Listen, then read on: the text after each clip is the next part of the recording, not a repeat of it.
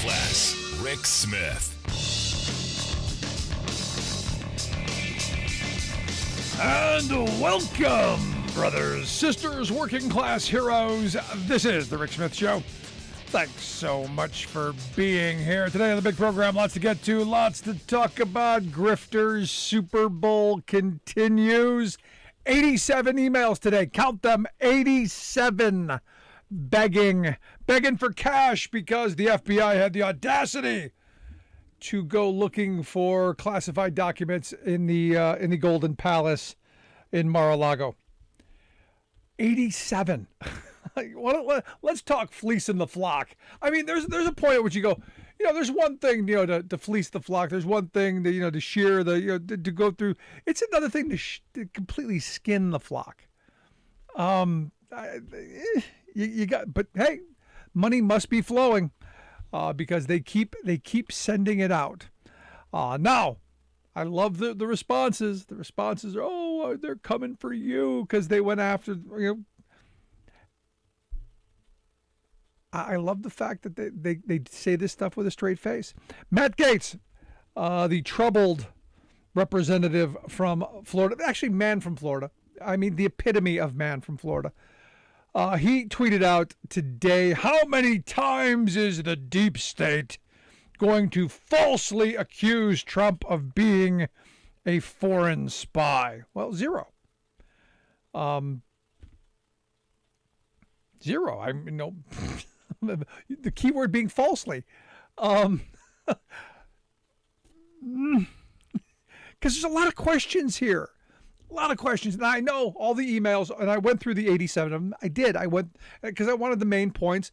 It's all on, Russia hoax. No, wasn't a hoax. There was there. Impeachment hoax. Nope. You did what you were impeached for. Yep. There's no hoax there. I think you should look up the word hoax. And as much as I despise Ari Fleischer, and I do, he did bring up an interesting question. And he says, look, the thing I can't wrap my arms around, if Trump had classified documents, why didn't he give them back? And this is the part that I'm struggling with. Why didn't you just give them back? It's one of those things where if you're caught, you go, oh, okay. Give it back. Is there the kind of arrogance of, no, I've got Secret Service protection. I've got a safe. I've got the Golden Palace. Just give it back. Now, the theory has been, from a number of folks is, hey, he may want to sell them down the road. He may, who knows? And the question that I have is, what if he already has? Because, originally, and you'll remember, I've said this a couple of times, my position has been for a bit, this is about status. Hey, look what I've got. But the more we see, the more the light is being shined on this, the more questions that are there. And I'd love to hear your thoughts as we find out that the former guy under investigation for espionage, the Espionage Act, which, again, my limited knowledge of all of this stuff goes to, back to being in school. The people that I knew who were convicted under the Espionage Act were executed on June 19th, 1953. Julius and Ethel Rosenberg. They were the ones that I remember. And there are a lot of people who are saying, they were innocent. Do you think? No, of course not. But Espionage Act, one of the things that they're being looked at, obstruction of justice and destroying federal government records. Now, do I think he's going to go to jail? No. I know there's a lot of people going, no, there's a fantasy he's going to have the orange jumpsuit, that's the rest of him, and he's going to be out there picking up litter on the side of the road. Nope. Because it would be a logistical nightmare to lock him up. So that's, I don't think, going to ever happen. Would you like to be the Secret Service agents who are going to have to go to jail with him? No, not so much. But I'd love to hear your thoughts. 1-866-416-RICK, 1-866-416-7425. Any of this stuff hitting home? Or are you one of the hoax people? I want to hear from the hoax people. The FBI is criminal because that's what the F channel is saying. They planted this. In fact, Trump himself has come out, and that's his, I guess, justification at this point, saying that, could be planted. His Truth Social post was nuclear weapons issue is a hoax, just like Russia was a hoax. Nope. 2 impeachments were a hoax. Nope. The Mueller investigation was a hoax. Nope. None of those were hoaxes. Those were real.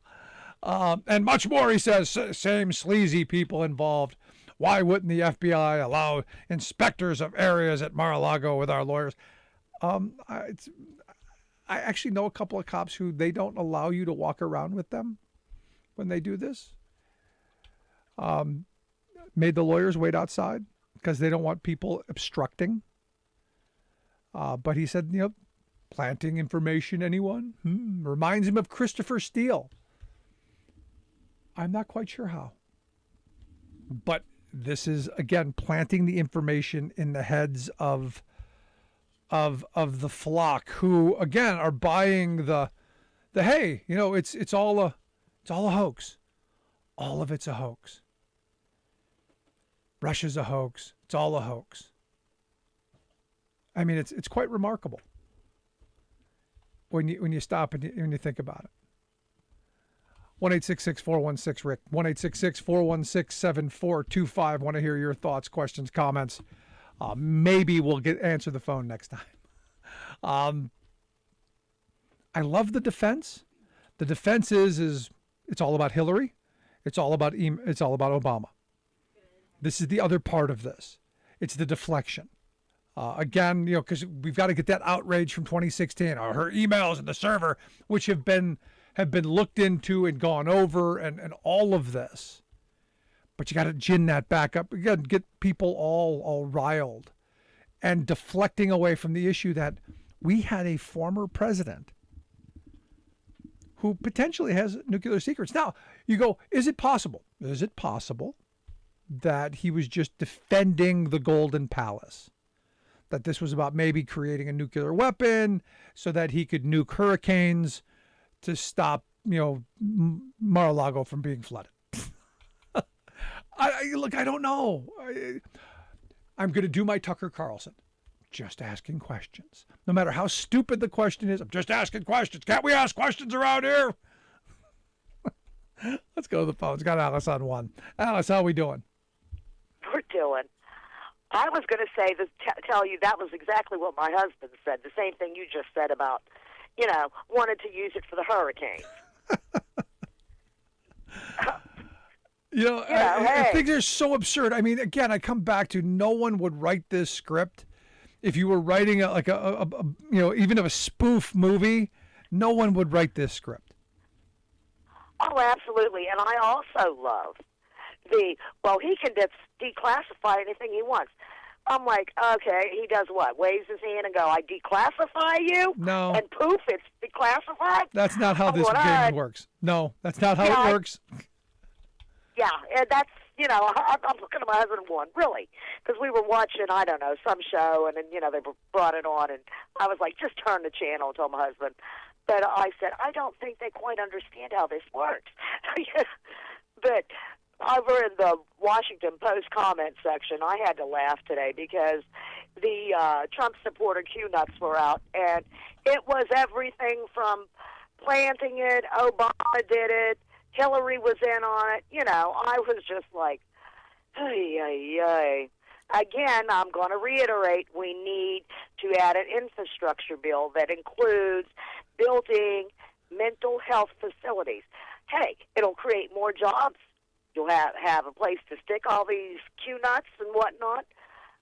Sounds like a plan to me. No, it does. And the one thing that I'm surprised at is that they didn't get Bill Clinton in his his ninja costume out doing wet work. I'm surprised they kind of let him go. That. You missed that. Well, they didn't go after Bill; they went after Hillary again. Yeah, no, they've let Bill go. He's old hat. It's now Hillary and Obama. I'm gonna tell you what, that Hillary, that is one heck of a woman in her ninja suit. I mean, we could send her one-handed. She could go in and just, get rid of Putin and do all these kind of things. She's just amazing. And the fantastic part about it is she's so darn good she's never been caught. Yeah, no, That's the thing. I think that's the thing that drives them crazy. Is she just never gets caught, and they always get caught. I know. Well, the hysterical part about it all is we all knew this was going on. Then they're all acting surprised, and I'm just going, okay, let me get this straight. If a Democrat president does it, it's a crime. But because you Republicans claim that you're the law and order party and you're all for the Constitution, anything you do is immediately above suspicion and you're innocent. Okay, got it. Well, it's the Nixon. If the president doesn't, it is not a crime. I guess so. Yeah. Well, that's your elite. Yeah. No, you got that right. Appreciate the thoughts, Alice. Thank you. Have a good evening. 1-866-416-RICK, 1-866-416-7425. Have you been following this? Is this at the top of the list? Is this something you're interested in? A former president being possibly charged with espionage. Now, right when the Golden Palace was raided, one of the first things I said is, Trump could put this all to rest. He could release the search warrant. We could find out exactly what it is they were looking for.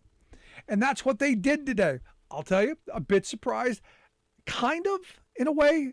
But once I sat back and thought about it, nope, makes perfect sense that they would leak the search warrant, minutes before the judge released a redacted version of it. And this is one of those moments where you go, if I'm getting this right, did the Trump world, did Breitbart, did they just put targets on the backs of FBI agents? Now remember, these are the law and order people. These are the people who backed the blue. They bought the flags. This is them. Did they, by leaking the search warrant that has the names of the FBI agents on it, did they just put targets on their backs? Whereas the judge redacted that stuff. And the answer is they did this on purpose. This is an intimidation tactic. Because the way I see this, their hope is that MAGA world will do to those FBI agents what they have been doing to this judge. Which is, saying that, the fact that he was anywhere near the Jeffrey Epstein case. Now, granted, he was on the right side of holding Epstein accountable. Doesn't matter. You're guilty by association, even if you were on the right side. Going after him, calling him horrible things. And now they're going to target these FBI agents.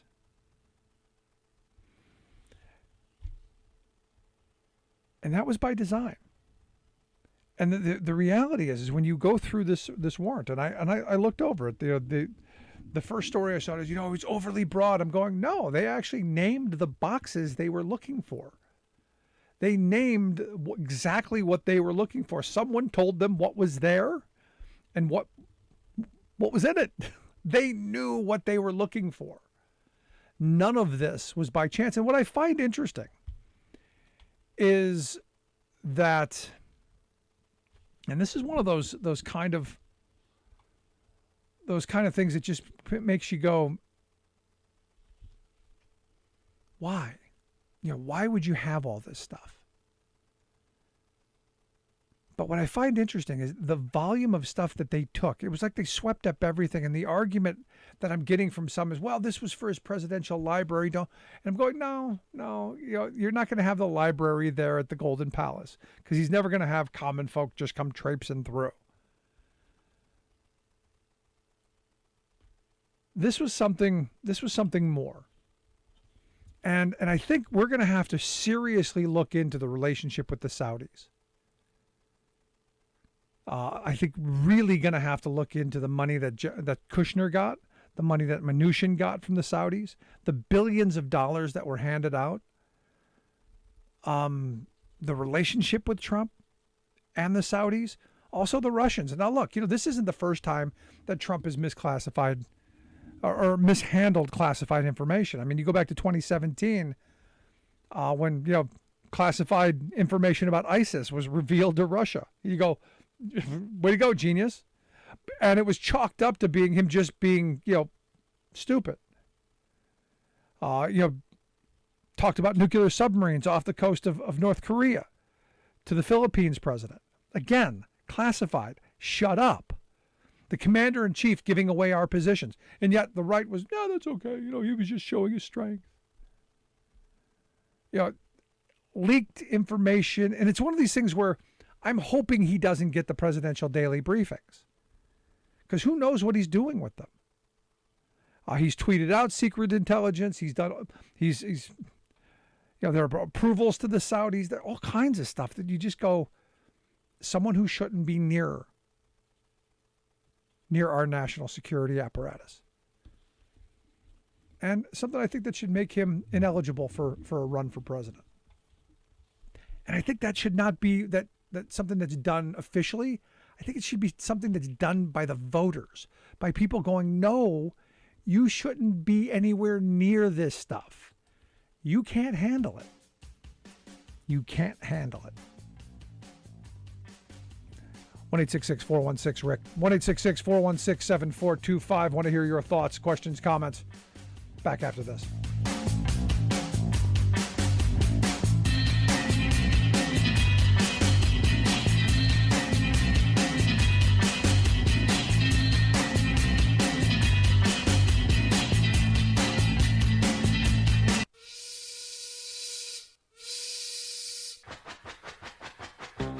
If you're a fan of the show, you've heard our Labor History in 2 segments, and you can hear them on the radio pretty much anywhere in the U.S. Labor history has never been more important than it is right now.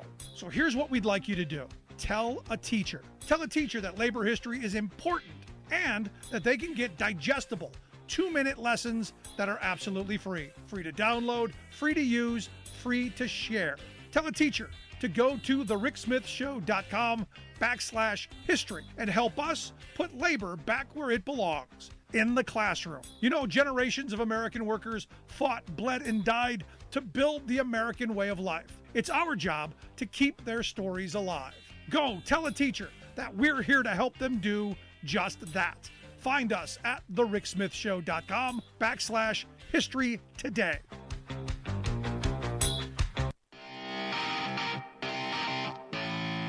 Welcome back to the Rick Smith Show. Now, here is Rick Smith. So, House Minority Leader Kevin McCarthy. Oh, yeah, Kevin McCarthy.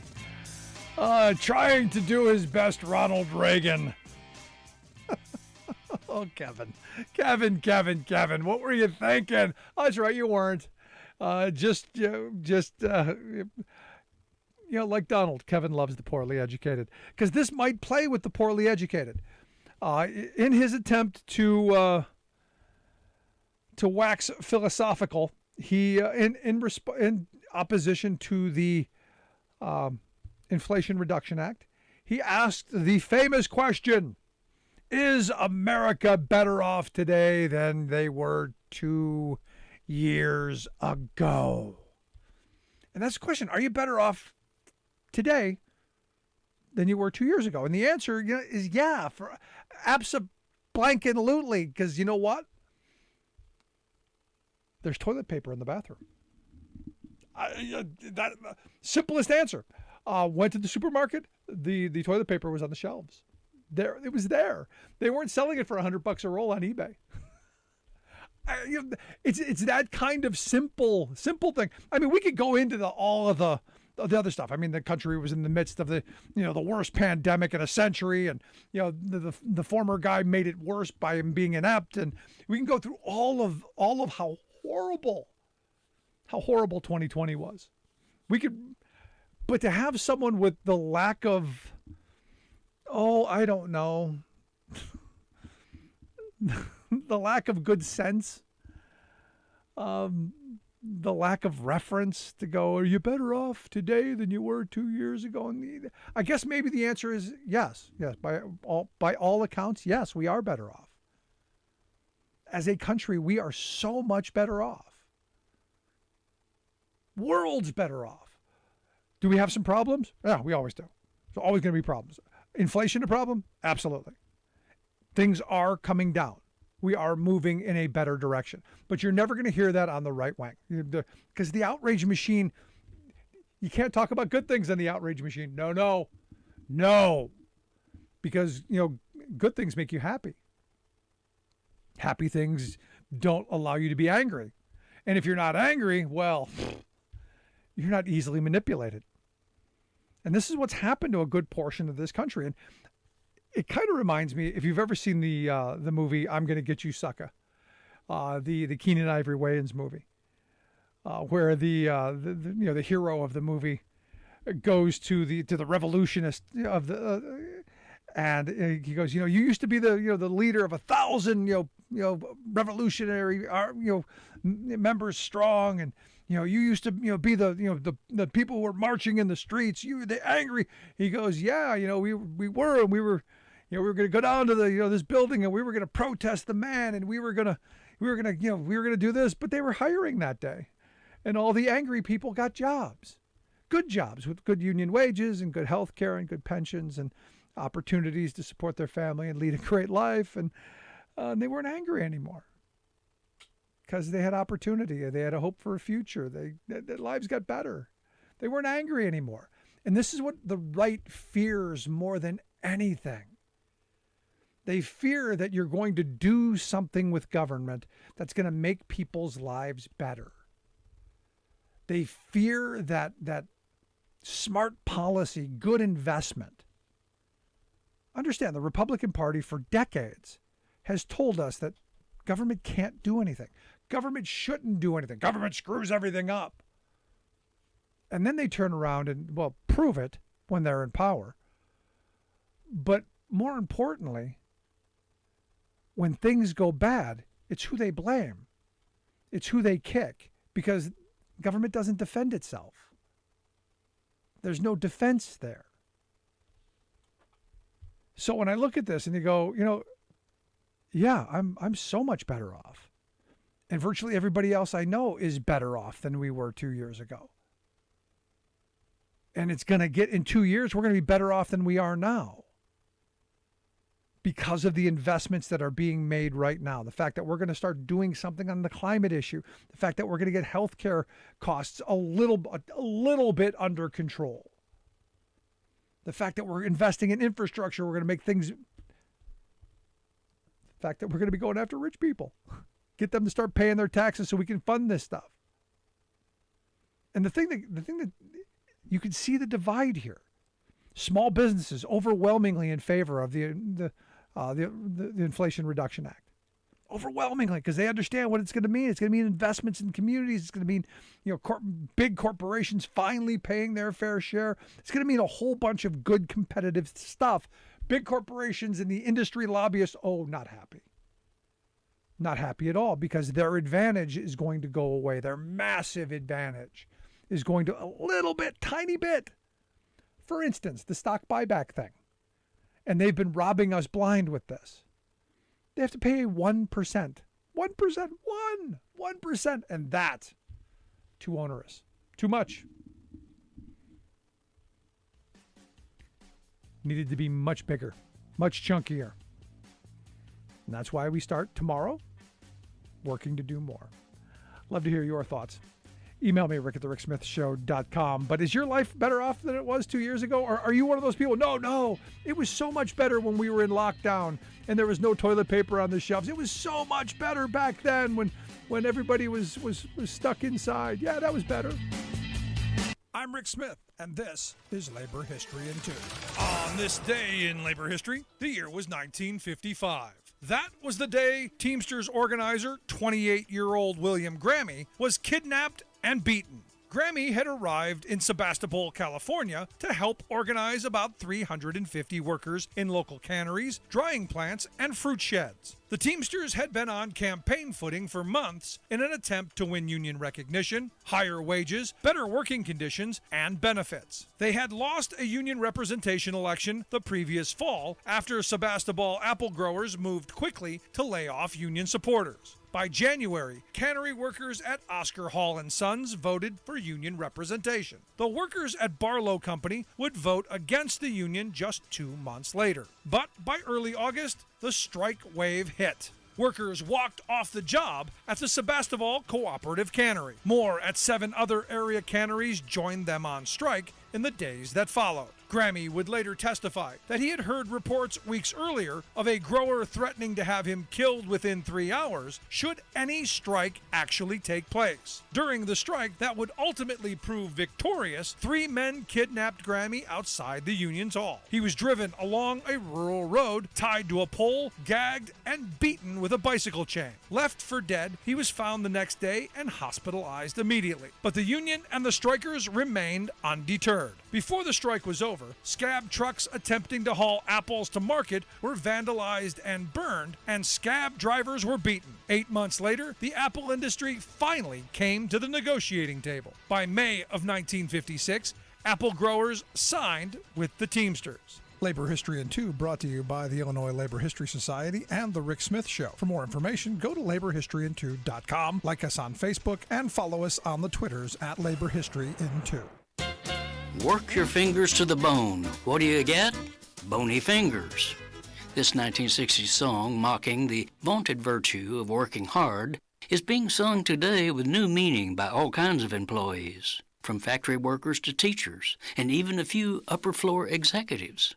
The rebellion here is not merely over low pay, but particularly about the unrelenting nature of work itself, the all-consuming job imperative, as if that's your life.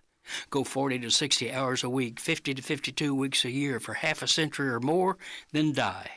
Is that all there is? Is that all we are? Amazingly, this existential, truly revolutionary question is one that millions of hardworking people today throughout our top-down corporate system are asking themselves, their families, and friends. Why are we working like this? Why does it matter? What else is there? Airline pilots, for example, have stunned the industry by prioritizing non-monetary demands in their current contract negotiations with the Big Four monopolistic airline giants. The bosses have offered 14% pay hikes, but pilots are demanding something more meaningful, structural changes to improve their quality of life. They're routinely frustrated by management's inept scheduling, inadequate staffing, and onerous work rules that leave them stressed out, dangerously fatigued, and even stranded far from home. The bottom line is not to get another dollar, but being able to plan and enjoy a non-work life. You absolutely cannot address quality of life with money, says the president of the pilots union at Southwest Airlines. You're never going to pay someone enough for a lost piano recital with their daughter or a lost baseball game. This is Jim Hightower saying, there are many compromises required to make a living these days, but we humans are finally beginning to say, enough. You can buy my hard work, but not my life.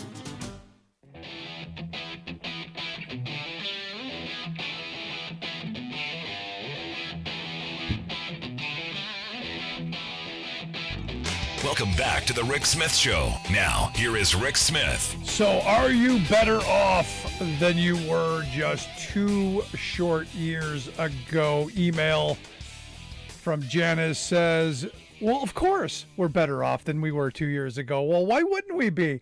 We didn't have to buy all the things that we enjoy today. There was none of the things that we could possibly need. So we saved money. That's her argument. That she was able to save money because there was nothing on the shelves. Janice taking the optimistic view of going, hey, okay, that's a point. I did save a little bit of money during that period because, well, there was nothing to buy. That is a positive. And I would argue, Janice, if you had to make the argument, that single thing alone is probably what caused a good portion of our inflation. You know, people pent up their spending because they didn't have things to buy during the 2-year period that we're talking about, and now they are.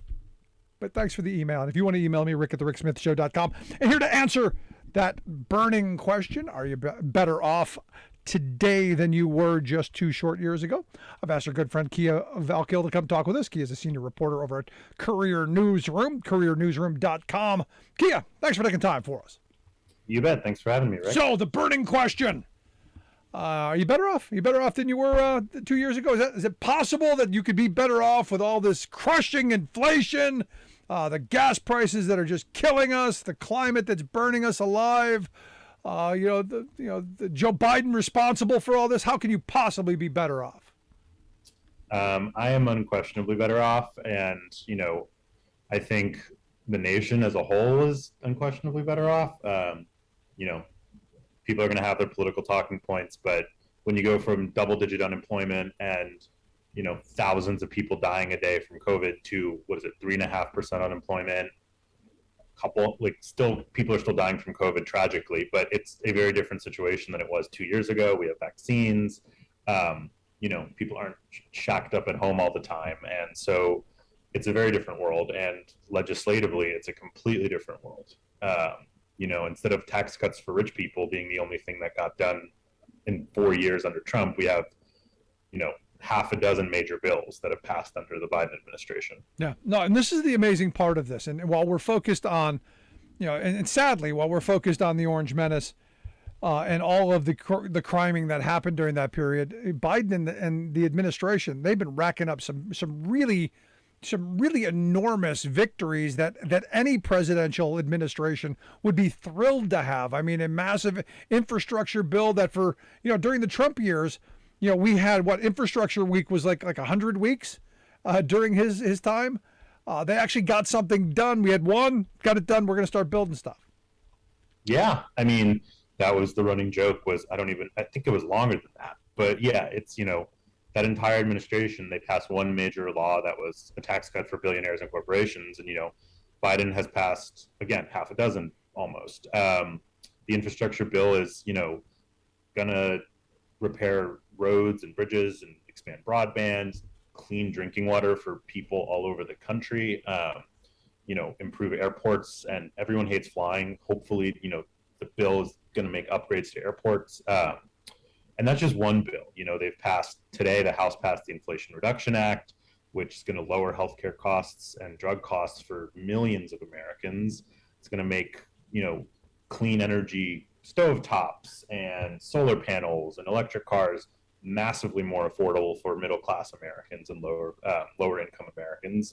And again, that's just another bill, and there's multiple of these. So, I don't know about quietly, but it's flown under the radar how much the Biden administration has got done. Yeah, no, the reality is all the criming of the past administrations just sucked all the oxygen out of the air. When you're talking about a former president potentially being charged with espionage,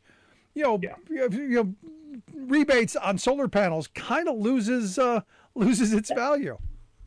No, absolutely. And, I think often the media is drawn to, the shiny object, because that is a lot of what people want to read. But unquestionably, the former president being investigated for espionage is a gigantic news story. There's no real, especially the Republican Party's response to it as well, of, calling to defund the FBI, threatening judges. That poor guy in Ohio who, got himself killed yesterday by trying to attack an FBI building. The whole thing is an enormous story that we learn more about every single day. And no, I mean, that whole, and I'm glad you brought that up, and as I said yesterday, the F channel, right-wing outrage talk radio, cable news got that guy killed. Truth Social and all of the right-wing social media platforms, of which we found out the guy in 8 days posted like 400 hate messages, and you go, did he do anything else? This is one of those examples of the right wing taking advantage of people's fear, their desperation. And as Trump said, he loves the poorly educated. So here we go. So they murdered this poor guy.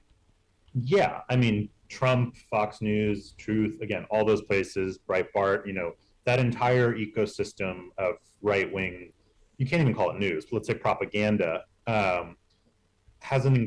that body count just rises every week. Whether it's someone like that or, January 6th defendants, we've had now a couple kill themselves because they've, been charged and were awaiting jail sentences. And that January 6th would not have happened without that ecosystem.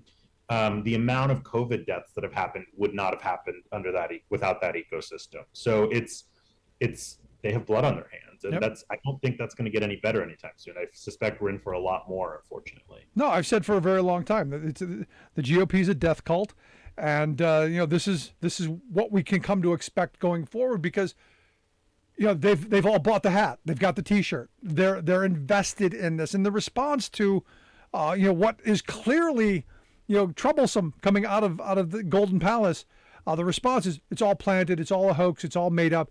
Is this level of disconnect that I just don't understand.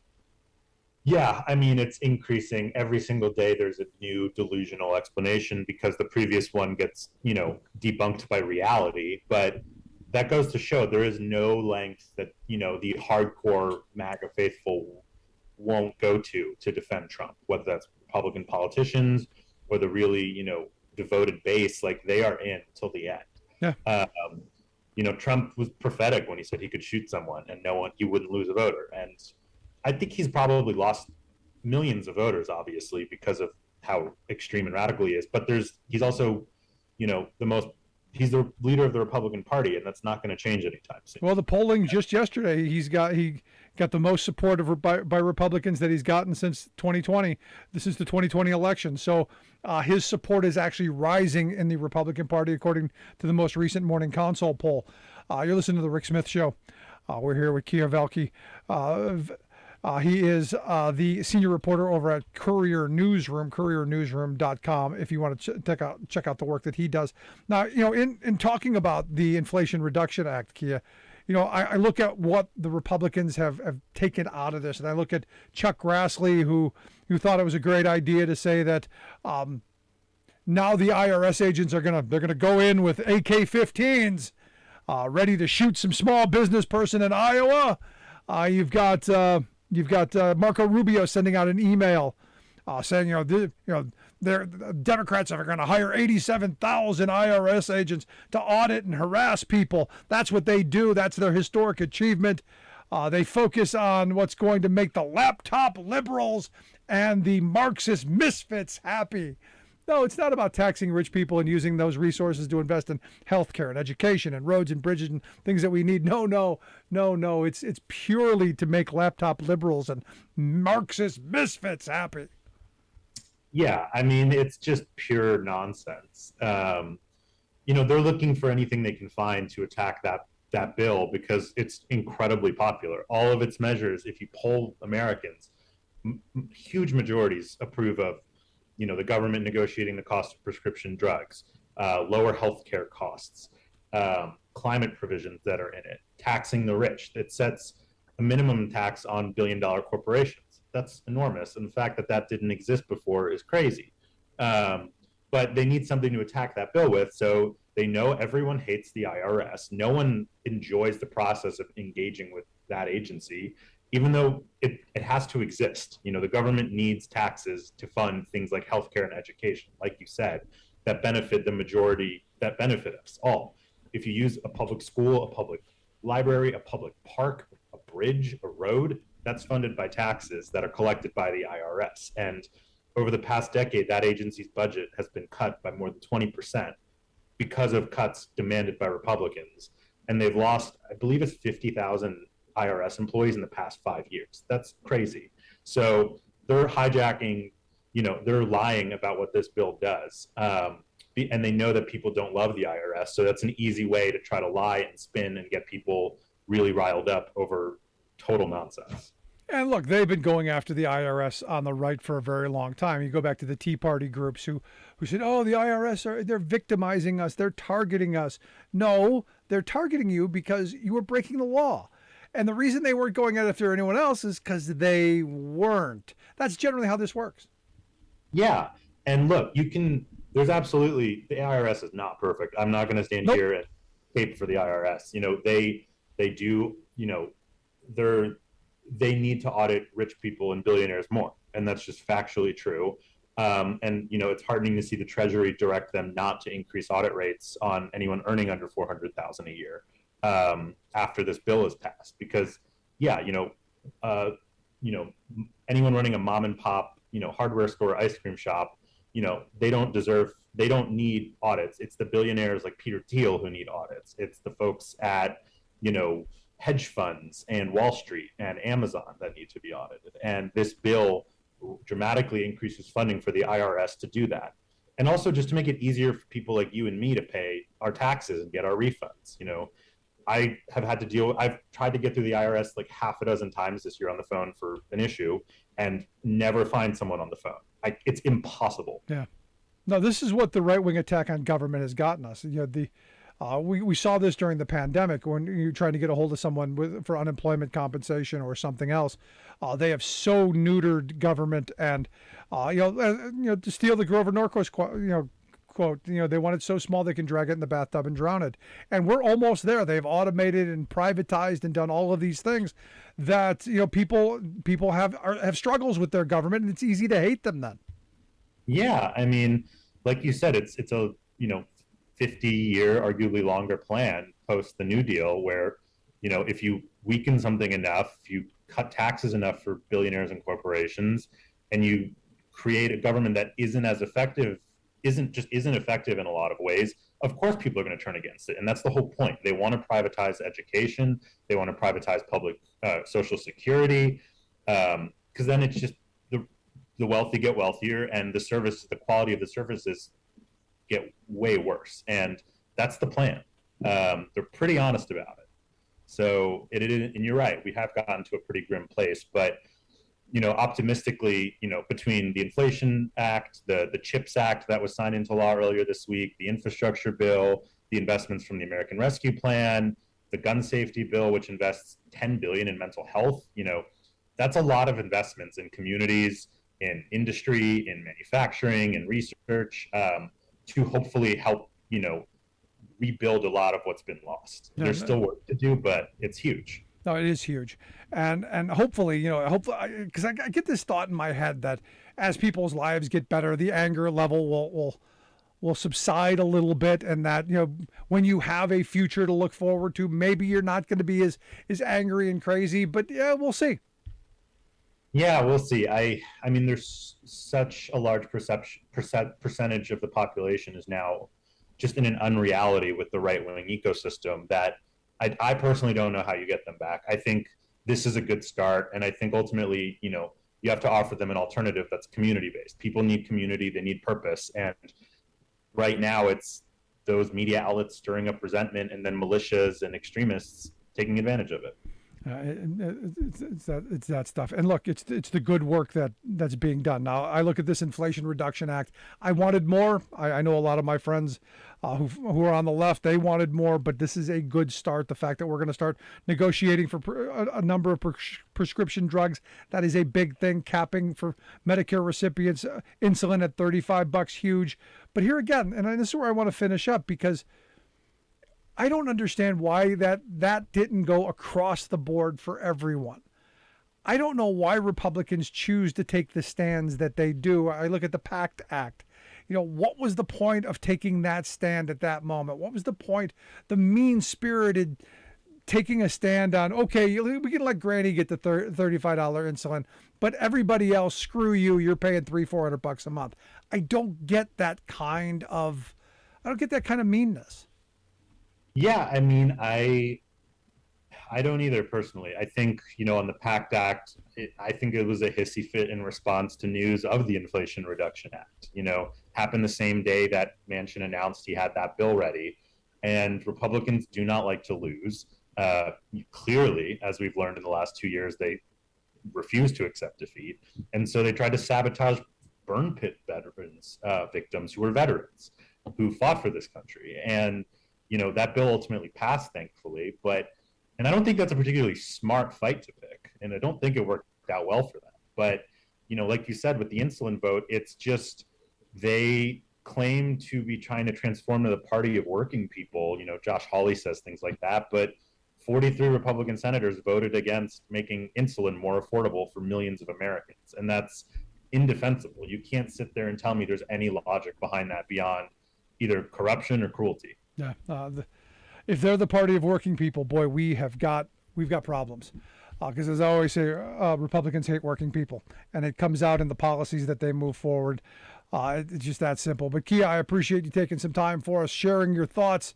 Also, the work that you do over there at Courier Newsroom, great stuff. Thanks so much. Thank you.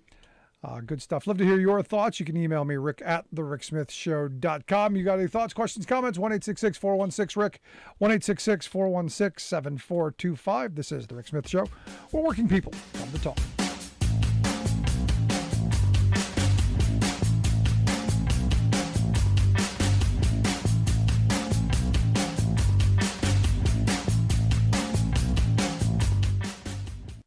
I'm Rick Smith, and this is Labor History in 2. On this day in labor history, the year was 1919. That was the day that the chorus girls of the Ziegfeld Follies formed a union. They called their organization the Chorus Equity Association. The Ziegfeld Follies were the hottest ticket on Broadway during the early 1900s. The show was most famous for their chorus girls in elaborate costumes, bedecked with feathers and sparkles. In 1919, performers on Broadway as well as Chicago were standing up for fairer wages and better treatment on the job. The Actors Equity Association's contract had expired, and the actors demanded a fair contract. The producers banded together into the Producing Managers Association. Actors and producers faced off. The actors held a meeting and decided not to go on stage unless the contract was settled. Membership in the union swelled. 12 shows in New York alone were canceled. When Florence Ziegfeld, the head of the Ziegfeld Follies, joined the producers group, the chorus girls took this as a bad sign. They decided it was time they, too, joined the union movement. A former chorus girl named Marie Dressler was elected the first union president. The chorus girls joined the striking actors for a march down Broadway. The Ziegfeld performers formally went out on strike, and the curtain fell on the Follies. Chicago theaters also went dark. In all, 37 productions were shut down in the two cities. Finally, on September 7th, the strike was settled and the Follies returned. In 1955, Chorus Equity merged with the Actors Equity Association. Here's to the beautiful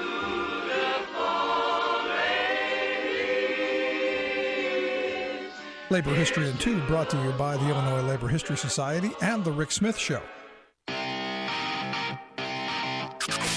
You're listening to The Rick Smith Show, where working people come to talk. So Jen sent me an email, a podcast listener who lives in Cape Cod, Massachusetts, and thanks for tuning in via our podcast. And look, if you miss any of our shows, make sure you grab the podcast wherever you get your favorites. You'll find ours. But she sent this Washington Post article that I found very interesting. Because there have been a lot of talk about, safety regulations around heat exposure. I know my friends at UPS are trying to fight for better conditions for UPS drivers. Having some air conditioning in the brown trucks that currently don't. Some of them have fans maybe that work occasionally, from what I'm told. But there's a fight. Now, look, the union fought to get those fans put in there, but you got to make sure that they keep working. And now they're fighting to make sure that those are air conditioned and heat standards. And this is why I'm a big fan of unions. You fight for this stuff. But the article that Jen sent is again another one of those incredible moments. And the vast majority of people agree we should have standards for workers who work in heat-related industries, farm workers, construction workers, warehouse workers, people who on those 100-degree days need protection where, hey, it's not very hard to get a little bit of water, to get some shade, get some rest so that you don't get, heat-related death, of which I think we had like 56, I think they reported last year. And as the studies are saying, look, it's getting worse. In this country, the average farm worker in the U.S. sees dangerous levels about 21 days a year, and it's going to get worse.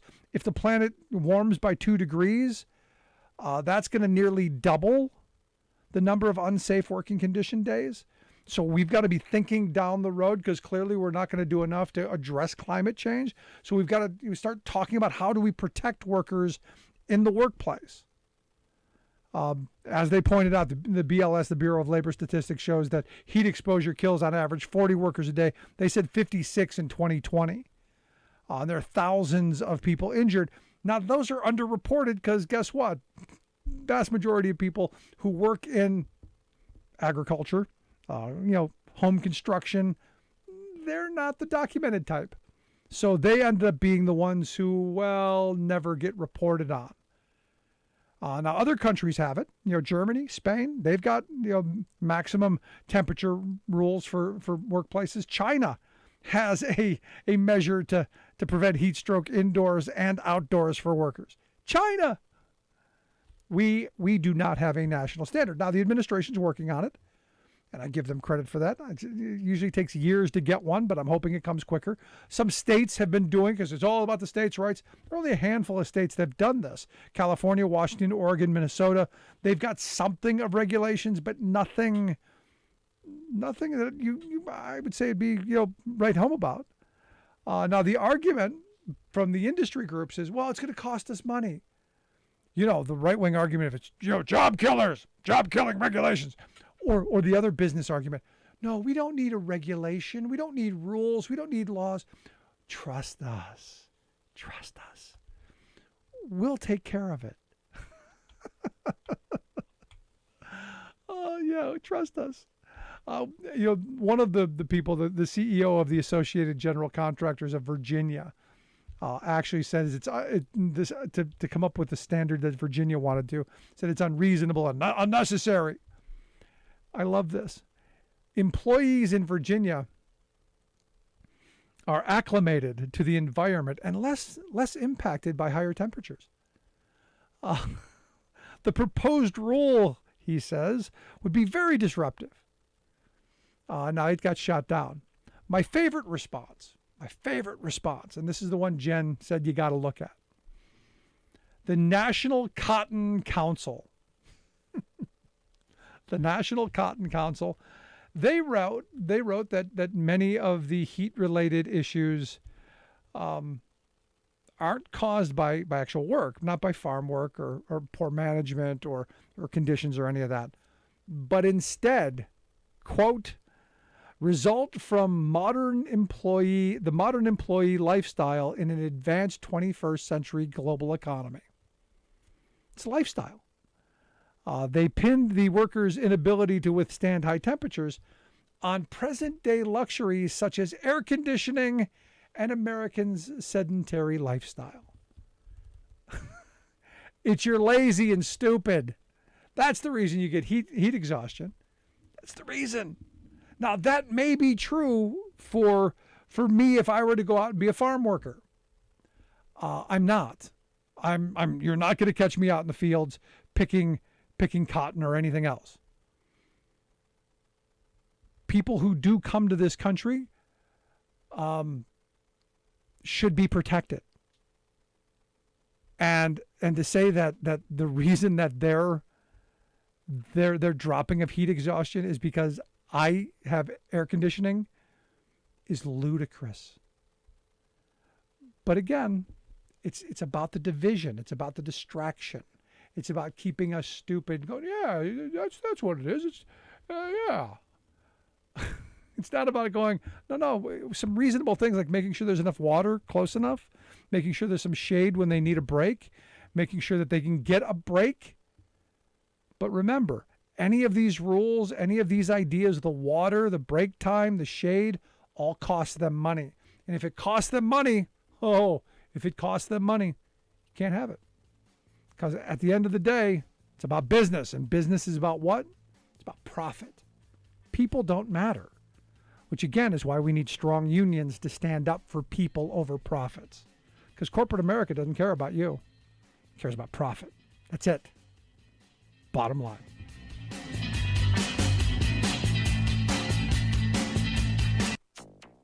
In South Korea's capital region, a deluge, turning Seoul's busy streets into rivers. South Korea, the latest victim of climate-intensified deadly flash floods.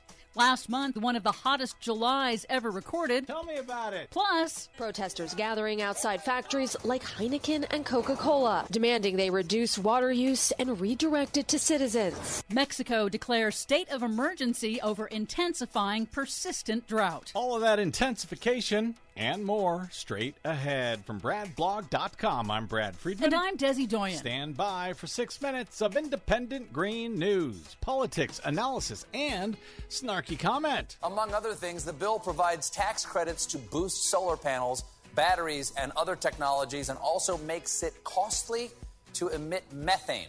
Slight hitch on that last one. From now on, you have to pay a $10 toll every time you fart. Damn it. This is your Green News Report. Don't worry, there's going to be an easy pass.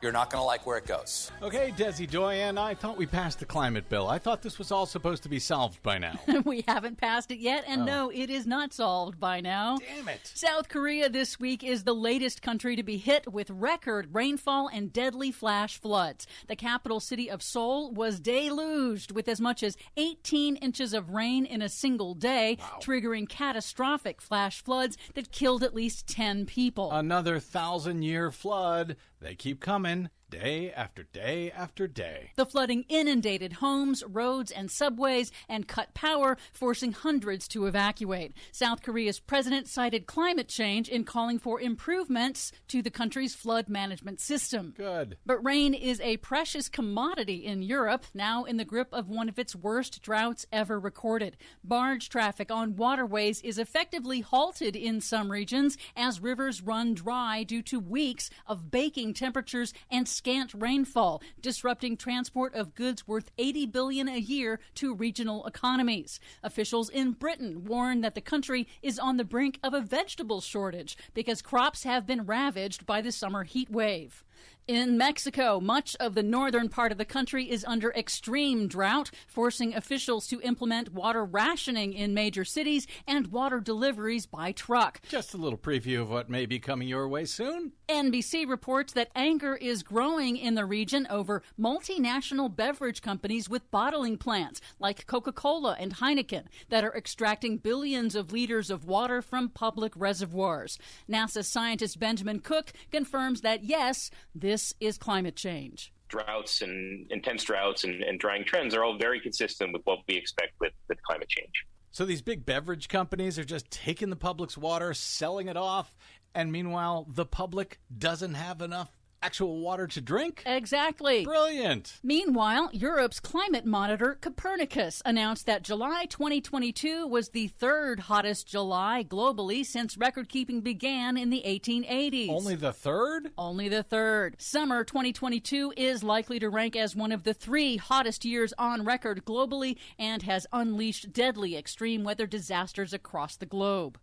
A new study warns global warming is also facilitating the spread of tropical diseases. Oh, great. A new study published this week finds that man-made climate change is already worsening the impact of diseases like Zika, malaria, and COVID-19 on human health. You are nothing but good news today. In other news, while we await passage in the U.S. House of the Democrats' landmark Inflation Reduction Act, the biggest climate legislation in U.S. history, the New York Times reports on a massive trove of internal documents that have revealed a well-funded, coordinated campaign among Republican state treasurers across the country to use government authority and taxpayer dollars to protect the fossil fuel industry. Oh, of course. The state treasurers are coordinating efforts to punish companies seeking to reduce their carbon emissions by shifting away from fossil fuel investments. One example, the Republican treasurer of West Virginia announced that he will retaliate against banks that refuse to finance coal projects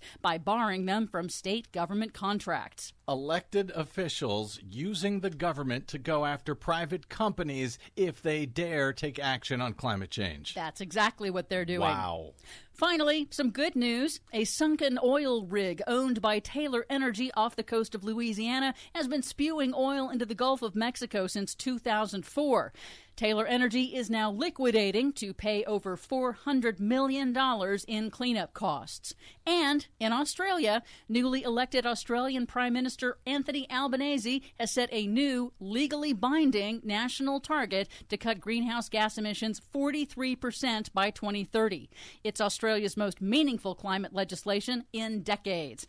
Elections have consequences. Indeed, they do. For much more on all of those stories and the ones we couldn't get to today, check out our website at greennews.bradblog.com. Are you tired of think tank approved corporate news and commentary? Are you tired of CEOs telling you what to think, who to hate, and who to vote for? Well, welcome to the Rick Smith Show. We don't take orders from some boardroom, and we don't do focus groups or talking points. We don't work for them, and we never will. I'm Rick Smith, and I work for you. Join us daily at thericksmithshow.com and download the podcast and never miss a minute.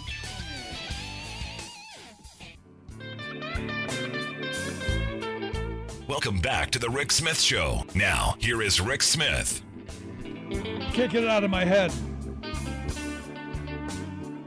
A former president potentially going to be charged with the Espionage Act. And look, I've had a bunch of emails from people going, "Oh, this is all a big hoax." No. I'm not buying the hoax. Sorry. Put down the Kool-Aid. Look at the reality of the situation, and the fact that they were going to they released the search warrant, and it was obviously leaked before it was released. Like I said, targeting those FBI agents. That's kind of a huge thing. Here to share some thoughts on maybe just how historic this is, I've asked my good friend, former Ohio Congressman Bob Ney, to come share some thoughts. Bob, thanks for taking time for us. Well, thank you, Rick. So, I'm looking at this, and I'm trying to put aside my partisanship, trying to put aside the fact that I really don't like Donald Trump. I think he's done a lot of horrible things to the country. I think he's been bad for us all along. Looking at what's been presented to us, this is kind of a big deal. Well, it is a big deal, and it's got a lot to play out. Let's, I think, try to separate it two ways here. One is what will be said by people. Let me give an example. Scalise today, Congressman Scalise, he was actually berated by one of the Fox News morning hosts, which was kind of shocking that they would do it. But he called it rogue. And today one of the hosts said, wait a minute, it had a warrant. So no matter what people feel about this in either direction, the fact is they went in with a warrant. It wasn't something done independent of the Attorney General of the United States or independent of a judge. That's rogue. Do we have rogue CIA agents that do things? Yes, we do. But in general, you can't find a rogue warrant server, in the Department of Justice. So I just wanted to mention that. Right. It's not rogue. Now, when I say separate, you've got comments people will make on either side of this about how they feel about it, or for Trump or against Trump. And then you have the process of the law. And the facts remain that 11 sets of classified documents have been removed from Mar-a-Lago. And we know that there are 11 sets of classified documents. And then the question is, what's in those documents? Of course, there was talk about nuclear papers and maybe the Espionage Act. But at this point in time in the process, there's been an unprecedented release of the warrant by the Attorney General, and he had to do that because politically and substantively, this was going in a completely other direction. And so he took an unusual step. And the reason he took an unusual step, the Attorney General, is because this is unusual. Yep. This hasn't happened before. Ever. Yeah, so anything unusual that starts to happen in this whole process, I'm not going to be in shock. Because people say, well, the Attorney General, well, sure he did this. Because this is going to take an entire different look and picture than any other modern-day process involving the law, including and exceeding Watergate itself. No, and if there's one thing you can say about the Trump term, that there's been a lot of those moments where this has never happened before. We're in uncharted territory as a nation on how to deal with someone like Trump and a movement in this country as extreme and as radical as what has propelled him to power. Right. Now that this has began, this just doesn't go away. It's not a Mueller report where it comes out at the end and then you can say, oh, here's what was some reality facts, here's what was not facts, here's what speculation, and here's what we think. This isn't that process. This is a legal process now. And so the department will, and of course is going through the documents. I don't know what's in there. I'm not going to stand and say, well, I know for sure what they have, but I'm also not going to say that this was rogue and they're hiding things. The government put things in there. This is a process now. They're going through there, and I think potentially that there can be charges. It's not necessarily, well, this goes away. It's done. Now, if the department produces nothing, they're in deep problems. Right. But if they produce, documents that shouldn't have been there, how did they get there? Why were they kept? Then it goes into a legal realm. Now, there are uncharted waters in the Presidential Papers Act, and I did want to clear up one thing. The talk of Obama. Obama's papers, 30 million some documents which are being digitized, went through the way you're supposed to do it, through the Presidential Papers process. Right. Because the papers at the end of the day belong to the American people. Right. No, look, I talked about this the other day. I've been to a number of presidential libraries. It's something, when we travel, if there's one, we go. Just recently, a couple of weeks ago, we were at JFK's library up in Boston. And, there they house all of those papers, but they're not the originals. They're they're copies of this. The National Archives keeps all those copies. And right. This is one of those things where understanding this whole process and is kind of important because it's easy to go, oh, they stole all these documents and they're not giving them back and they're going to hoard. No, that's not how this game works. Mm-hmm, mm-hmm. Right, exactly. No, I think that's an important. I think what you said is important to understand because it's one of the arguments that Trump made today that Obama's got all these documents and they could all be classified. So I've had people tell me this, Bob. Well, what about Obama? And it's always this. And never mind what my mother would have said. If so and so is going to jump off a bridge, are you going to go with them? Evidently, MAGA world, yes. But never mind that. But it's always somebody else. What about what he has done? What about this particular incident of what's he doing with not nuclear papers? What is he doing with classified documents? Why didn't he give them back when they were subpoenaed months ago? Why didn't he give them back when the National Archive people were there? Why did he keep these? Correct. Right. Those are questions, again, to be asked. And then people say, too, well, this can't happen with a former president of the United States. Yes, it can. Look, I don't know what's in the papers. But here's something I do know. Either justice has papers that shouldn't have been there, were kept there, were illegally kept, or they don't. Right. And that's not going to sit for 2 years and no one knows. This isn't a situation where somebody can say, well, in the interest of national security, we're not going to talk about any of this. They have information or they don't. It should have been there or it shouldn't have. And so, yes, potentially as this process goes through, there could be very well the possibility of indictments. I'll put a plural on that. Indictments. Now, let me clarify that then. So there could be indictments. Do you ever envision the possibility that Trump sees jail time? Well, there could be indictments, including the president. It could be. And if there are indictments, I don't know where you house a former president. I don't know. If you're in Congress, they just throw you right in the crowd. Right. No. You've got experience with that. With no bodyguards. Right. No. But I don't know where you put I'm speaking from personal experience. No, and that's horrible. I can't even begin to fathom. It happens. You live and you get through it.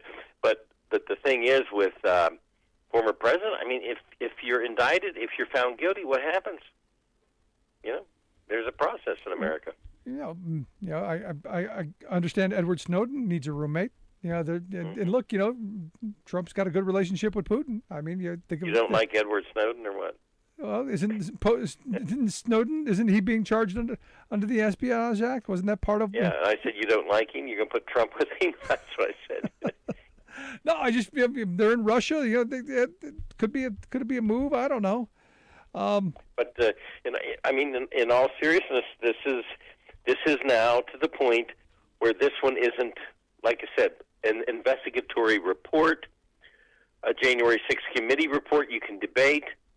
This is in the realm of the law, and it's going to go in one or the other directions. Yeah, it's. Is there a moment where Republicans stop? I got 87 emails today of people saying that, hey, send us money because they raided the Golden Palace. Hey, they raided the Golden Palace. They could come after you. It's all a hoax. Is there a point, do you think? I mean, you're the strategist here. Is there a point at which this changes to where maybe they stop? Maybe Scalise stops. Maybe McCarthy stops defending this when they realize, oops, he really did have, and he really is, as you've said, this is a legal process. This isn't open for debate and questions. At some point, this will be adjudicated. Is there some point they finally throw him under the bus? Well, I mean, if you look at certain comments, for example, Chris Christie, and as much as I loathe Alberto Gonzales, the former Attorney General under Bush, literally loathe him, as much as I loathe him, he made a statement, about this process. And the statement that Gonzales and Chris Christie have made, and some others, are correct statements. There's a process here. Let's see what happens. Let's see how it plays out. Some of the other people they stuck papers in there already trying to prejudge that there's, something in there that there shouldn't have been, and FBI agents put the fake paperwork in. You're going to hear some of that. But I think what the elected officials should do, you can say it on either side, let the process work out. Let the process go. That's why we have it. Yeah. It's called rule of law, and they will fight it out, and there will be attorneys, and people will scrutinize this. Now, there is one aspect I want to throw out here, though, Rick. When in a case like this with the top secret documents, at some point in time, there's going to probably be the intervention, I'm going to predict to you, of the Intel Committee, where you have Republicans and Democrats that will look at certain information. And the reason I say that, this is now a case where nobody can say, well, he had something he shouldn't have had, but in the interest of national security, we can't tell you what it is. Yet they can't announce it to the public. So there's going to have to be some body, including Republicans, that go into the skiff room in the Capitol and everything's not able to come in and out electronically, and they show them the documents, and here it is. I just want to say that may very well happen. Wow. Because you can't just answer, in the interest of national security, or in the interest of national security, none of this goes into any type of judicial adjudication. You can't say that. This is too far, too precedent-setting, and too big to do that. Let me ask you a technical question. You're someone who would know this. When looking at classified information, who classifies it? Who has the ability to declassify it? And can a president, get access to anything that they want? So just by the president having it, makes it not classified. Is that actual? Is that logical? Is that how it is? Explain. Well, okay. There's several classification levels, and with the top secret clearance, for example, which would be presidential. Let's call it the top secret clearance, and members of Congress have certain clearance. And certain members of Congress, by the way, have more clearance than others. And everybody has to sign when you're sworn in, by the way, an oath. And, for the non-revelation, including today, even if you're a former member of information, that applies to a president. So just because I saw classified information, the Saudi report, for example, I was dying before it was released to say something, but, you can't. So just because I saw it doesn't exempt me from criminal liability if I would reveal that. President's the same way. Just because he now has access or had access to the top secret, classification doesn't mean that he's exempt. He has to follow all of those rules. And if he had top secret information, it doesn't exempt him because if this makes sense, because he had access to top secret information. So he can't say that I decide this isn't classified, we're going to wait. So who decides if something's classified or not? Well, there's an executive order that spelled out specifically how this is done. And in the executive order, I don't remember, the exact name of it, the president has the ultimate, at the end of the day, declassification authority, and he can declassify. Now, that's kind of subjective. He could technically declassify, basically everything if he wanted to. But it is subjective because there's advice given to the president. But there is a provision in an executive order, and it does say in those executive orders, excuse me, that the president and the vice president and the agency heads, like the CIA or the NSA or whatever, are in the executive order to have it classified. So as far as ultimate declassification authority, the president can do it. Now, having said that, Donald Trump would have had to have declassified all of those prior to leaving the White House.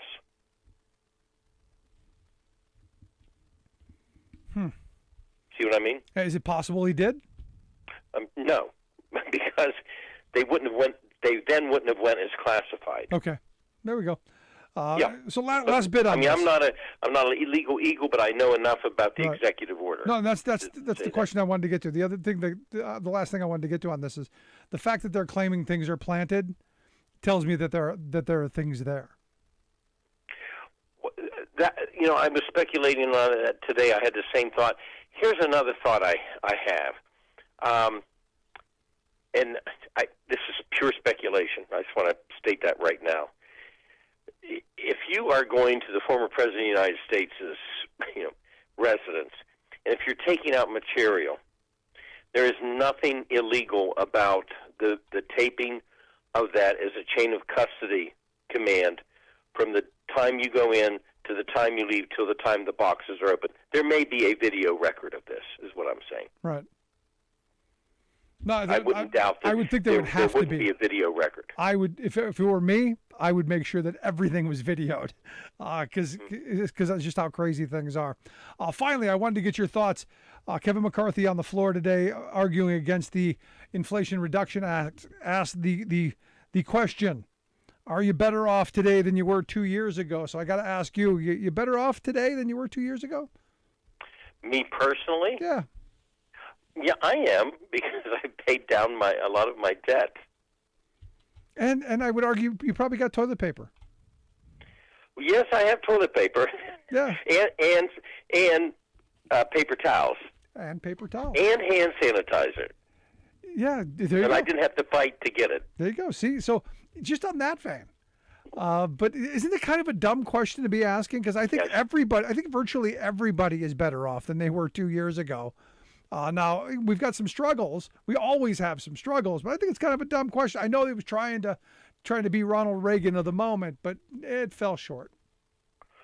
Right. I mean, we have issues of inflation. We had gasoline is coming down, and just different inflationary issues, et cetera, things that happened in the supply chain due to COVID and a lot of COVID related.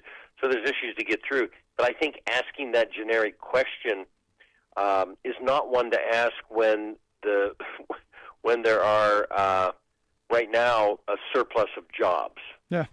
You don't ask it. Now, if there's not a surplus of jobs and you don't have job opportunities, it's a great question to ask. Yeah, it just seemed to miss the target. He got the mocking he deserved. Right. There you go. But as always, Bob, I appreciate the time. Great stuff, my friend. Thank you. Our good friend Bob Ney, former Ohio congressman, political analyst, and that's an interesting bit. Now, because I wanted to get to that answer. Could he declassify? And did he? So evidently, no. Yes, he can declassify. I learned that. And no, he didn't. So that's not the defense. And that point, I think, is important. The point that the reason you're hearing the Rand Pauls and Trump himself saying, they may have planted stuff, is because there's stuff there. and could be really, really bad stuff. That's the interesting part for me. Could be really bad stuff. I'd love to hear your thoughts. Email me, rick@thericksmithshow.com. Before I take a quick break, I wanted to get to this story. Evidently, we are making polio great again. And I think I said this the other day. And this is kind of cruel. It's kind of mean-spirited. But maybe we need this. Maybe this is how we thin the flock a little bit. Evidently, now polio has been found in wastewater in New York City. It's gone from Rockland County, which is just north of the city, into the city. They're saying this is another sign that the disease is spreading. And you know who it's spreading among? That's right, the unvaccinated. And I'm of this mindset that I'm okay with this. I'm actually okay with it, because this is one of those moments where you go, consequences. Stupid has consequences. We've had a lot of the anti-vaxxers, especially in my life, who are just obnoxiously out about the fact that I don't need no stinking vaccine. Well, okay. If we get to this point where we're making these tragic diseases of the past great again, and nobody thought polio was going to make a comeback. It's one of these things that could spread like wildfire among the unvaccinated. And there's the part of me that goes, okay, this is what you signed up for. Remember that. And I just had this conversation, about 3 weeks ago with a guy who was, adamant. Don't need any of this. And I go, well, that's okay. That's fine. While you're a young person, that's fine. You're young and healthy. You'll get through it. But what about as you get older? And what about other things of the past that jump up? Well, here we are. Now, what they say is people who have been vaccinated, the vaccine is nearly 100% effective, which means the chances of anyone who's vaccinated getting polio almost non-existent, which has led to a lot of interesting phone calls from what I'm told, people checking home with mom. Hey, Mom, have I been vaccinated? Questions that you never really had to think about. I mean, think about the world that we're in because of the misinformation machine that's out there. Think about the world that we're in, the distrust, the anger, the misinformation. I think about the guy who got killed trying to get into the FBI agent's office with a nail gun. Thought you could get through bulletproof glass with a nail gun, because there are YouTube videos out there that show you that you can go through bulletproof glass with a nail gun. He did his research. Did his research, sitting there on the can looking at YouTube, and it got him killed because guess what? He didn't get through the bulletproof glass with the nail gun. And this is my problem with research from, Joe Schmo, some schmuck in the field with a nail gun and a piece of what looks like possibly bulletproof glass. Not peer reviewed, not peer studied, not scientific in any way. But some schmuck's going to buy it. And the ramifications is people are going to die. Same thing with my anti-vax friends. Still have people to this day telling me that the vaccines cause autism. And angry about it. Interesting times. Love to hear your thoughts. Email me, rick@thericksmithshow.com. If you miss any portion of the program, download the podcast. Never miss a moment. Quick break. Right back.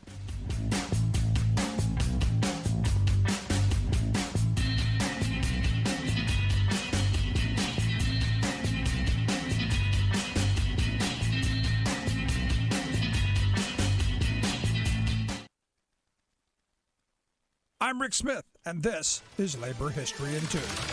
On this day in labor history, the year was 1919. That was the day that the chorus girls of the Ziegfeld Follies formed a union. They called their organization the Chorus Equity Association. The Ziegfeld Follies were the hottest ticket on Broadway during the early 1900s. The show was most famous for their chorus girls in elaborate costumes, bedecked with feathers and sparkles. In 1919, performers on Broadway as well as Chicago were standing up for fairer wages and better treatment on the job. The Actors Equity Association's contract had expired, and the actors demanded a fair contract. The producers banded together into the Producing Managers Association. Actors and producers faced off. The actors held a meeting and decided not to go on stage unless the contract was settled.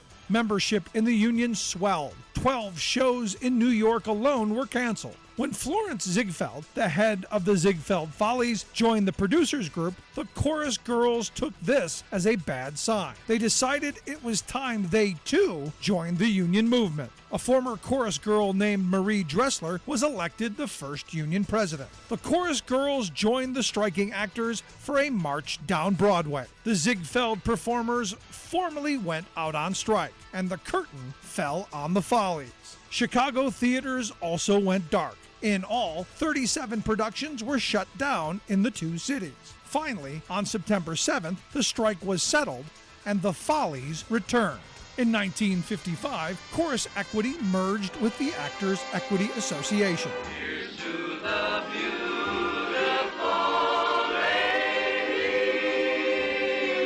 ladies. Labor History in 2 brought to you by the Illinois Labor History Society and The Rick Smith Show.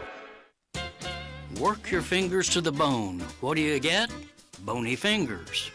This 1960s song, mocking the vaunted virtue of working hard, is being sung today with new meaning by all kinds of employees, from factory workers to teachers, and even a few upper-floor executives. The rebellion here is not merely over low pay, but particularly about the unrelenting nature of work itself, the all-consuming job imperative, as if that's your life. Go 40 to 60 hours a week, 50 to 52 weeks a year for half a century or more, then die. Is that all there is? Is that all we are? Amazingly, this existential, truly revolutionary question is one that millions of hardworking people today throughout our top-down corporate system are asking themselves, their families, and friends. Why are we working like this? Why does it matter? What else is there? Airline pilots, for example, have stunned the industry by prioritizing non-monetary demands in their current contract negotiations with the Big Four monopolistic airline giants. The bosses have offered 14% pay hikes, but pilots are demanding something more meaningful, structural changes to improve their quality of life. They're routinely frustrated by management's inept scheduling, inadequate staffing, and onerous work rules that leave them stressed out, dangerously fatigued, and even stranded far from home. The bottom line is not to get another dollar, but being able to plan and enjoy a non-work life. You absolutely cannot address quality of life with money, says the president of the pilots union at Southwest Airlines. You're never going to pay someone enough for a lost piano recital with their daughter or a lost baseball game. This is Jim Hightower saying, there are many compromises required to make a living these days, but we humans are finally beginning to say, enough. You can buy my hard work, but not my life. The Hightower Radio Lowdown.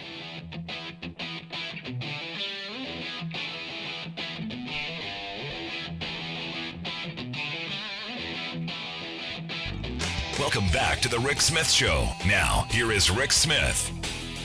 So, we've heard a lot from the Q-Kooks and the GOP about groomers and pedophiles. A lot of it recently.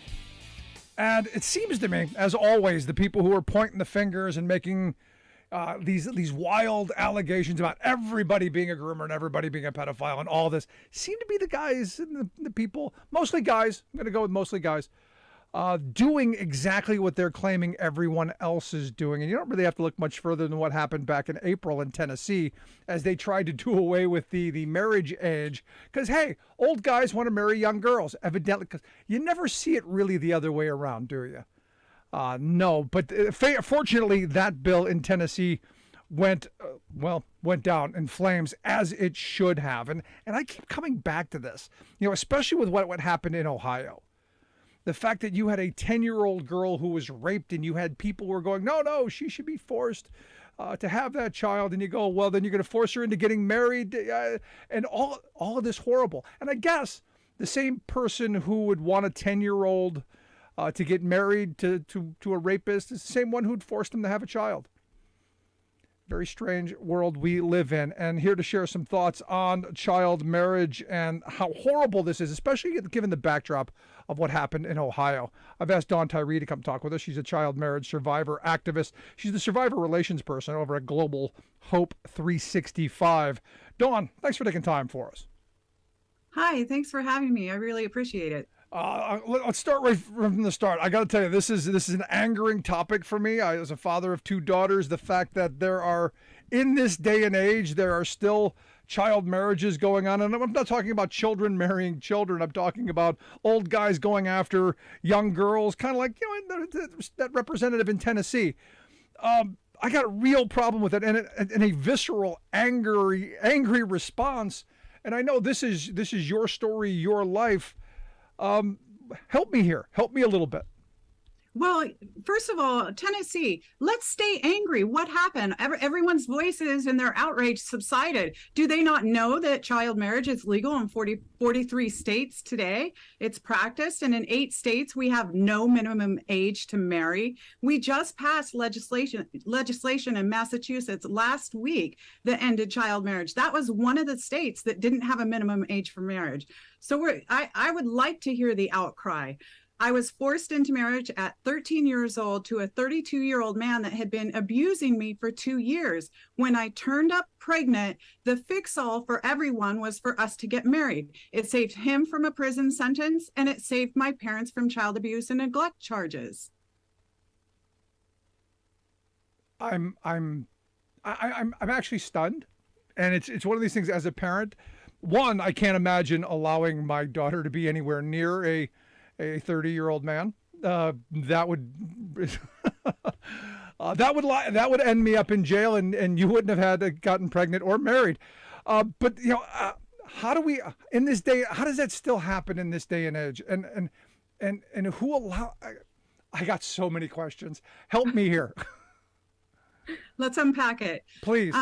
Why does that happen at this day, in age? Well, these are seriously archaic laws that need to be rewritten. And when we introduce new legislation to make changes to protect women and girls, what we get is the pushback that we're infringing on reproductive rights or infringing on spiritual practices.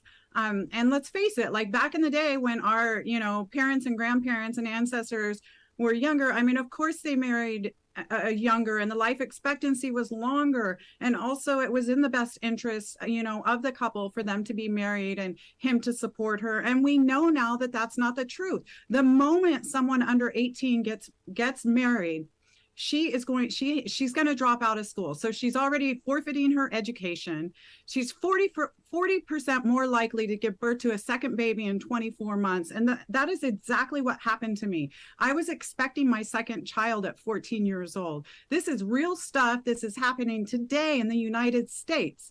And between 2000 and 2018, 300,000 children were forced to marry in the U.S. These numbers are jaw-dropping, and it's flying under the radar. And here again, where is the outrage in this? Now, you said a moment ago, back, hundreds of years ago, back when my grandparents and great-grandparents married, they married younger. But they also married people their own age. And you go, I understand that. I understand, people of similar age, experience, life knowledge, that stuff. I understand that. I don't understand a society that allows a 32-year-old man to marry a 13-year-old girl. And I certainly don't understand parents that would allow that to happen. So I guess the question I have to ask is, what the hell were your parents thinking? Is this a religious thing? Was it a legal fear thing? Because you mentioned that. How does that happen? I guess I'm really curious. There are so many stories of child marriage, and each one is unique under the circumstances in which it happened. I mean, there's no moral compass, and it doesn't know, color, religion, or anything like that. In my situation, I was not in a cult. It was not a spiritual practice. It was not a religious belief. It was just to cover up statutory rape. And that is what we have discovered with the 300,000 children. Like 60,000 of those cases that happened were punishable under the statutory rape law.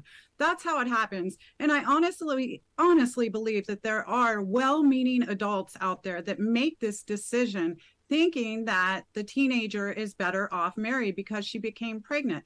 But that's not the truth. We know better now that there are better solutions. It is forced pregnancy. Forcing girls to get married underage is a reproductive rights abuse issue. It's forced pregnancy, forced birth, and most minors that marry under 18 years old are going to have 5 children by the time they're 25 years old, compared to their counterparts who may have married around 21 years old. Wow. Now I'm thinking about this story in Ohio, Dawn, of this 10-year-old girl, and this is what's caught the attention of the nation, because we're in this moment post Roe, we're in this moment where there's all of this interest, and this story comes up of a 10-year-old, and universally you would think everyone would agree that a 10-year-old child should not have to give birth to a child, but evidently there are some people who go, no, it would be an opportunity for her to give birth to that child and destroy her existence. What was to internalize this for you as a 13-year-old? What was it like for you to have to give birth to a child, and not put aside the marriage and all that other stuff, but a child yourself, to have to raise a child? It was devastating. I mean, I remember slipping in and out of consciousness giving birth, and we know now that the part of the deaths of young girls in America are connected to giving birth underage. I mean, it's complicated, and it's a high risk pregnancy. So giving birth at 13 years old, I was in and out of consciousness. I didn't really know what was going on with my body. And it, I'm totally stuttering on that, because it is so cruel and so inhumane to expect a child to bear a child. It's ridiculous. It's absurd. And for me to be giving birth to babies out of rape is complete torture. It's unacceptable, and it's not something that this country should be promoting. We're simply condoning this behavior with the laws that are happening. We're condoning, marrying children having children. It's just absurd that we would consider ourselves a progressive nation or a nation of freedom when we're doing this to children. Oh, I don't know that. I think you give us too much credit for what we actually think, because I have friends and I have listeners who believe, no, Dawn, we are a Christian nation, we're a God-fearing nation, and God just wants children to have children, and this is most of the people who I know who are the pro-marriage folks, and this would fall into that pro-marriage thing, seem to think that this is okay, that that women need to be taken care of. Man is the head of the household, kind of thing. I'm sure you've heard this religious argument, so stop me if you haven't. But again, this hierarchy that women are the property of man, and that the women are simply vessels for reproduction. And you've heard this, right? Oh, I've heard it all. Trust me, I have heard it all. And if she's better off being taking care of the man, then let her father provide for her while she gets her feet on the ground, and don't force her to marry. There's there you go. There's the other part of that, and again, I wouldn't be around because I'd be in prison if some 30-year-old guy was sniffing around my daughter. It would be, and again, and I get in trouble for this, and I think this is important to discuss, because I know a lot of guys like me. I know this is my white male privilege speaking, but viscerally, I'm protective of my daughters, and I don't know that that's wrong, is it? No, it's not wrong. Fathers should be protecting their daughters. My father should have been around and protecting me. He shouldn't have allowed this man to be in our home and allowed him to be around, he allowed him to take me places. This is wrong. That's grooming right there. That was a grooming environment where I was being told it was okay for this predatory man to take me away in private and to abuse me right under my parents' nose. And then when I ended up pregnant against my will, I was forced to marry him. No, fathers absolutely need to be protecting their daughters with everything, all their might. Yeah. Yes. This is where again, I'm not in favor of the death penalty, but I understand it. I understand vigilante justice. At least that's my view. You're listening to the Rick Smith Show here with Dawn Tyree. She's a child marriage survivor, activist, survivor relations person over at Global Hope 365. Check out the work that they do, globalhope365.org. And if you're not angry about this already, I think you should be, because the numbers are staggering. In fact, most states across this country, child marriage is actually legal. So, Dawn, you know, there are 6, 7 states where it's been banned so far? Yes, we have successfully ended child marriage in 7 states since 2018. So before 2018, child marriage was legal and practiced in all 50 states. So we have Delaware, New Jersey, Pennsylvania, Minnesota, Rhode Island, New York, and just last week, Massachusetts ended marriage. We have 43 states to go. 8 of those states have no minimum age for marriage. I'm actually shocked Pennsylvania is one of them, because Pennsylvania is usually one of those religious exemption states, because we can't infringe on people's religious freedoms, and freedom to marry children generally is in one of those things. So how do we stop this? Because I hope at least people listening to my program are viscerally angry at this moment, just imagining that this is actually happening. What do we do? How do we stop this?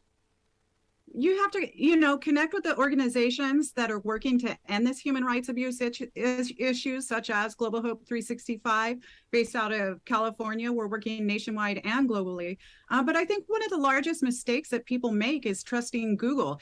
People are going to go home, they're going to Google child marriage in the United States. They're going to see that 18 is the age limit for marriage in most states. And they're not going to see the actual, legislation or the bill that says all of the exceptions to go along in that state, such as, parental consent or a court review, pregnancy exception and things like that. You really have to peel back the layers to understand the legislation that's allowing children to marry men. No, it's not that easy. No, this is I'm glad you brought that up, because this is what the Tennessee bill was about. Tennessee had been one of the states that raised their marriage age. I think it was actually to 17 or something like that.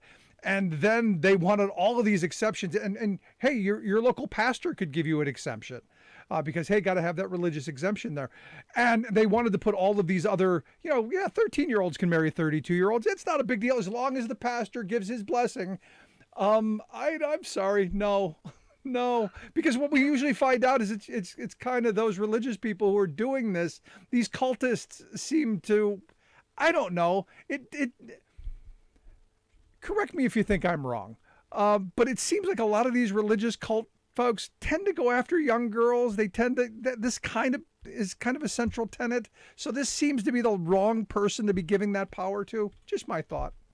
Well, there's a patriarchy in a lot of the churches where you are groomed, to be obedient to your husband and be a servant to him and live in servitude and procreate. But I want to emphasize that is not the only case in the 300,000 children that were forced to marry. It knows no boundaries and no spiritual background. This is happening all over the place. It's not just connected to, a cult or a religion. As in my case, it was just to cover up rape. And as we know, rape happens, child sex abuse happens. And so this little umbrella of child marriage protects the predator from any kind of crime before the marriage, during the marriage, and after the marriage. He is never held accountable. It's a huge umbrella that we get to carry around and let men run under it when they've been wronging children with sex abuse or getting a minor pregnant. Yeah, this is mostly men. There are very few women who are doing this, right? Yeah, women aren't getting children pregnant. Yeah. No, I mean, but there are very few older women going after 13-year-old boys and marrying them, and the kind of thing that we're talking about. Right. You're absolutely right. This is men marrying girls, children. Now, I want to end this on a positive note, because your story is a good one. I mean, you you got out of this. You were able to escape. You bravely got out of this. You've empowered yourself to to move this forward, to fight. So that's kind of where I want to go, because it is possible, right? It is possible. Healing and recovery is possible. And part of my healing journey has been speaking out and using my voice for change. And it's allowing me that kind of breaking from the shackles of the secrets. It's a secretive, like I said in the beginning of this, it's flying under the radar. We need to speak to it, and we need to speak to it now, because it's robbing children of their lives. So I guess the other question, and this is kind of I guess it's one of those man questions. Anything dangling from the rearview mirror of your car?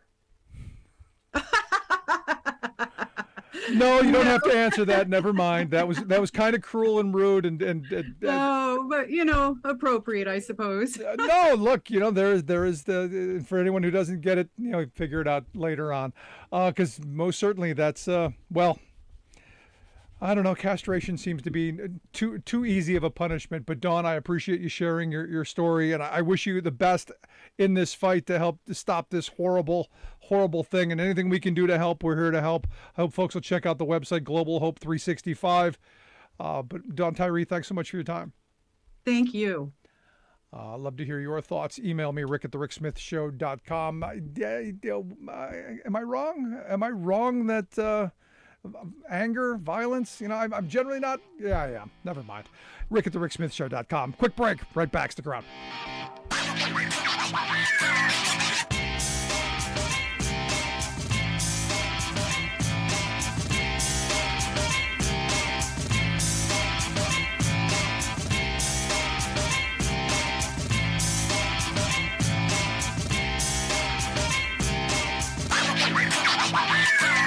I'm Rick Smith, and this is Labor History in 2.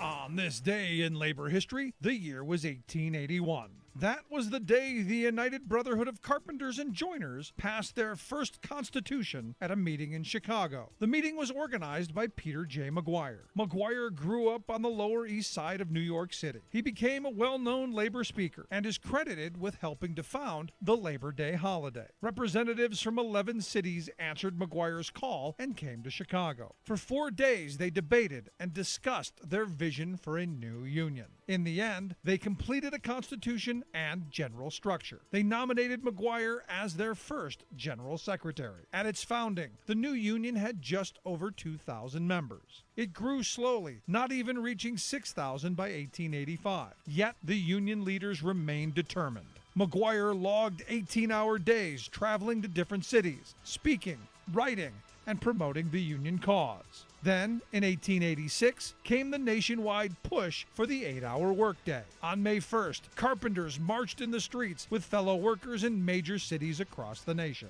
By 1890, union membership had grown to more than 50,000. By the time of the Carpenters' Convention in 1914, held in Indianapolis, the union boasted more than 261,000 members. The union's general secretary addressed the convention that day by looking back on what had been accomplished. He said, "Our organization today is something to be proud of. They never imagined for a moment that they would have an organization such as we have and accomplish as much as we have accomplished. Today, the Brotherhood includes more than 500,000 members." Labor History in 2 brought to you by the Illinois Labor History Society and The Rick Smith Show. For more information, go to laborhistoryin2.com, like us on Facebook, and follow us on the Twitters at Labor History in 2.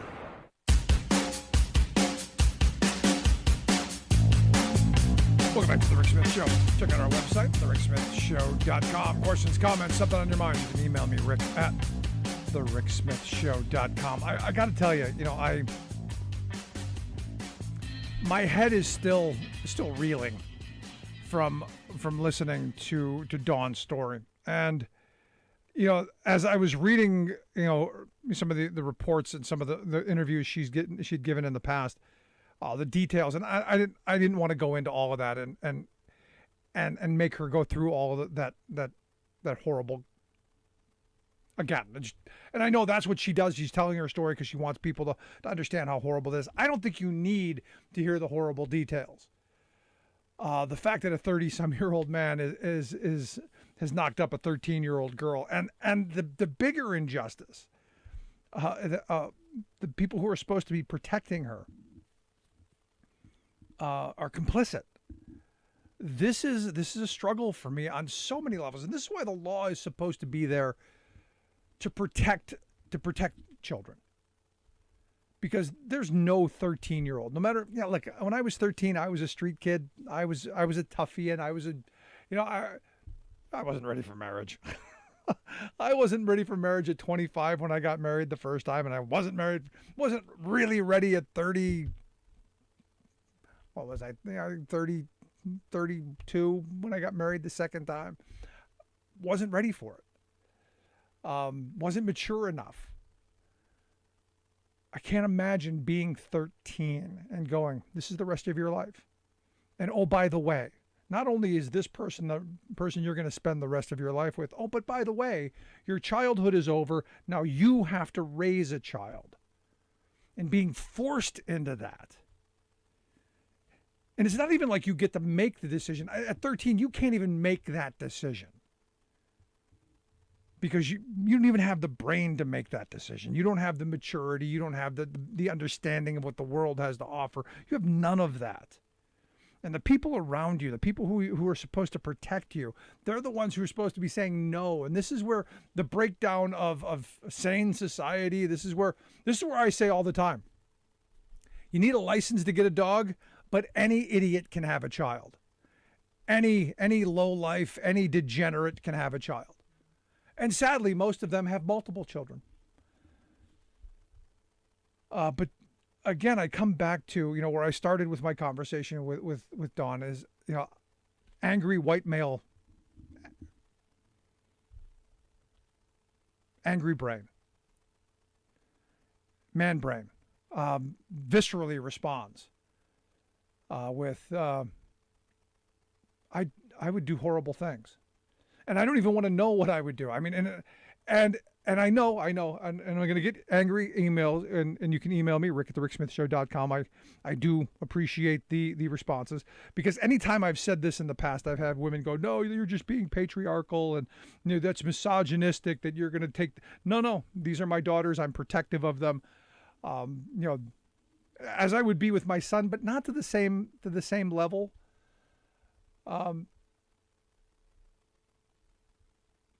I want them treated well. And to say, wow, I mean, I'm struggling with that.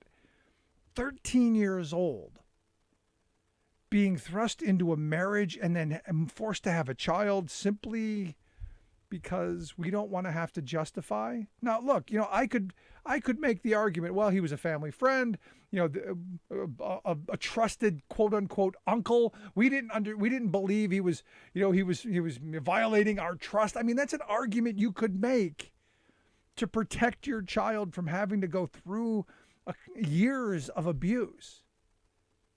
Holy. Am I wrong here? And why is it in the vast majority of states is that legal? How is that legal? And can anyone make a cogent argument on why anyone under 18 should? I don't even think you should be allowed to get married at 18. I think you should have to wait till 21. You can't smoke, you can't drink. You shouldn't be able to get married. That is a major legal commitment. I'd love to hear your thoughts. Email me, rick@thericksmithshow.com. Is it a good idea to have the ability to get married under 18? Is it a good idea to get married at 18? Email me, rick@thericksmithshow.com. I got to tell you, I'm my mind, when I saw the numbers and I saw what she sent me, I can't fathom. But I'd love to hear your thoughts. Email me, rick@thericksmithshow.com. If you missed any of today's program, make sure you check out the podcast. Wherever you get your podcast, from iTunes to iHeart, Stitcher to Podbean, anywhere in between, you will find ours. Like, share, subscribe, all of that stuff. Thanks so much for tuning in. We'll see you back here next time.